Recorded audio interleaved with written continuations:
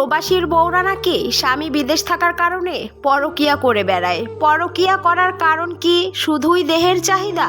আমি বলবো কখনোই না। কারণ দেহের চাহিদা সেটা হচ্ছে ক্ষণিকের। এই ক্ষণিকের সুখ পেতে কখনোই মেয়েরা নিজের স্বামীকে ছেড়ে অন্য পুরুষের উপর আসক্ত হয় না। কিছু কিছু প্রবাসী আছে স্বামী নামের জানোয়ার। বিদেশে থেকে তো তার স্ত্রীর জীবন ধ্বংস করছেই, তার উপর করে যাচ্ছে দিনরাত অবহেলা। একটি মেয়ে মানসিক শান্তি পেলে দেহের চাহিদাকে বিসর্জন দিতে পারে বছরের পর বছর। কিছু কিছু প্রবাসী স্বামীরা আছে প্রবাসে শুধু নিজেদের নিয়েই ব্যস্ত থাকে।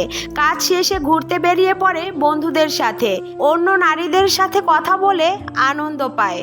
ভুলেই যায় তার একটি ফোনের অপেক্ষায় দেশে বসে থাকে এক অসহায় স্ত্রী। দিনের পর দিন স্বামীর কাছ থেকে এভাবে অবহেলা পেতে পেতে মনের কথাগুলো স্বামীর সাথে শেয়ার করতে না পেরে মানসিক দিক থেকে ভেঙে পড়ে মেয়েরা। সব মেয়েদের ধৈর্য ক্ষমতা তো আর এক হয় না।